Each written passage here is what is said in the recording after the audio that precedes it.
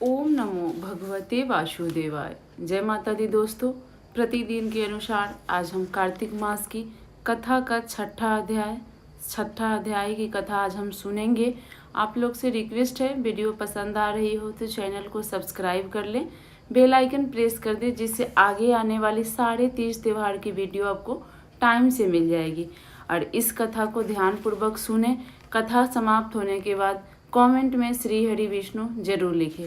चलिए अब हम अपनी कथा प्रारंभ करते हैं। कार्तिक मास की कथा छठा अध्याय। नारद जी ने कहा, जब 2 घड़ी रात शेष रह जाए तब तिल, कुश, अक्षत, चंदन आदि लेकर शुद्ध होकर जलाशय पर जाएं। नहर की अपेक्षा नदी में स्नान करने से 10 गुना फल मिलता है और नदी की अपेक्षा संगम पर स्नान करने से 10 गुना फल मिलता है और तीर्थ पर स्नान करने से इन सबसे दूना फल मिलता है।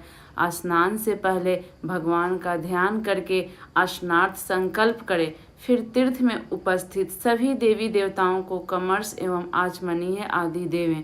अर्ध मंत्र यह है, हे कमलनाथ आपको नमस्कार है, हे जलसाई आपको नमस्कार है, हे ऋषिकेश आपको प्रणाम है। मेरे दिए हुए अर्ध को आप ग्रहण करें। वैकुंठ, प्रयाग तथा बद्रिकाश्रम में जहाँ कहीं भगवान विष्णु गए वहाँ उन्होंने 3 प्रकार से अपना पैर रखा था। वहाँ पर ऋषि, वेद, यज्ञों के सहित समस्त देवता मेरी रक्षा करते रहें।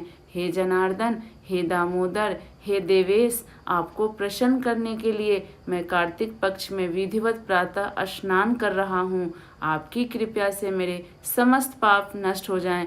हे हरि, कार्तिक मास में व्रत तथा विधि पूर्वक स्नान करने वाला मैं अर्घ देता हूँ, आप राधिका सहित ग्रहण करें। हे कृष्ण, हे प्रबल, राक्षसों का नाश करने वाले भगवान, हे पापनाशक, कार्तिक मास में नित्य प्रति दिए हुए मेरे इस अर्घ द्वारा कार्तिक स्नान का व्रत करने वाला फल मुझे प्राप्त हो। विष्णु, शंकर तथा सूर्य का ध्यान करके जल में प्रवेश करें और नाभि पर्यंत जल में खड़ा होकर विधि पूर्वक स्नान करें। गृहस्थी तिल और आंवले का चूर्ण लगाकर, विधवा स्त्री जटी और तुलसी की जड़ की मिट्टी लगा के स्नान करें।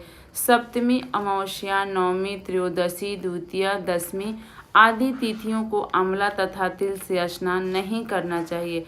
स्नान करते हुए निम्न शब्द कहें, जिस भक्ति भाव से भगवान ने देवताओं के कार्य के लिए 3 प्रकार का रूप धारण किया था, वही पापनाशक भगवान विष्णु अपनी कृपा से मुझे पवित्र बनाए। विष्णु जी की आज्ञा से कार्तिक व्रत करने वाले की सारे इंद्र आदि देवता रक्षा करते हैं, अतः यह मुझको पवित्र करे। बीजों, रहस्यों तथा यज्ञों सहित वेदों के मंत्र कश्यप आदि ऋषि, इंद्र आदि देवता मुझे पवित्र करे।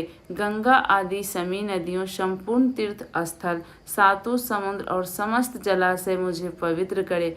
आदिति आदि सभी नारियों का यह सिद्ध सर्प और औषधियों तीनों लोगों के पर्वत मुझे पवित्र करे। इन शब्दों को कहकर स्नान करने के पश्चात व्रती हाथ में पवित्री धारण करके देवता, ऋषि, मनुष्य तथा पितरों का विधिवत तर्पण करते समय जितने भी तिल तर्पण में रहते हैं उनसे वर्ष पर्यंत व्रती के प्रीतगण स्वर्ग में वास करते हैं। तत्पश्चात व्रत करने वाले जल से निकलकर शुद्ध वस्त्र और प्रातः काल के सब कृत्यों से निर्वित होकर पुनः भगवान विष्णु का पूजन करे। समस्त तीर्थों के सारे देवताओं का स्मरण करके भक्ति पूर्वक सावधान होकर चंदन, फूल और फलों सहित भगवान विष्णु को फिर अर्घ देवे। अर्घ मंत्र यह है, पवित्र कार्तिक मास में मैंने स्नान किया है। हे विष्णु जी, राधा के साथ आप मेरे दिए अर्घ को ग्रहण करें। पश्चात चंदन, फूल और तांबूल आदि से वेद पाठी ब्राह्मणों का श्रद्धापूर्वक पूजन करें और बार बार साष्टांग प्रणाम करें।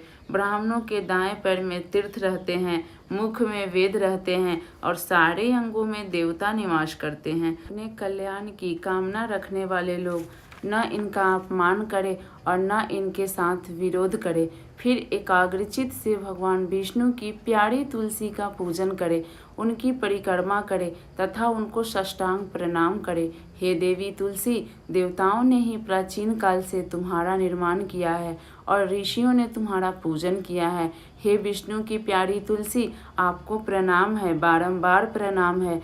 आप मेरे सब पापों का नाश करो। इस प्रकार भक्ति पूर्वक जो लोग कार्तिक व्रत का अनुष्ठान करते हैं वह संसार में सुखों को भोगते हुए अंत में मुक्ति को प्राप्त करते हैं। सारे रोगों का नाश करने वाला, पापों को नष्ट करने वाला, मनुष्य को श्रेष्ठ बुद्धि देने वाला, धन आदि का साधन, मुक्ति और कोई उत्तम व्रत संसार में नहीं है। प्रेम से बोलिए विष्णु भगवान की जय।